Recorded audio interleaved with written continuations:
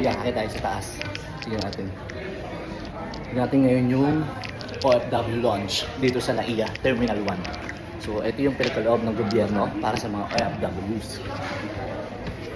Siyempre, pagkakit nyo rito, makikita nyo agad ang naka-entrance na OFW launch. So pagpasok nyo, mag-register lang kayo dito at meron din pala rito na OWA registration kung hindi pa kayo member ni OWA. So meron lang kayo dyan na babayaran na more than 1,300. At sa likod niya, pwede rin kayong kumuha ng OWA e-card at wala kayong babayaran. Kaso nga lang, yung card hindi pa siya available. Pero isasend niya sa'yo through email. At syempre, dito may libreng pagkain. So dito mamimili ka kung mga tinapay, may lugaw na sobrang init at meron din mga kape at choco-choco. So ikaw na lang mamili kung ano yung gusto mong kainin. So ito yung kinuha ko.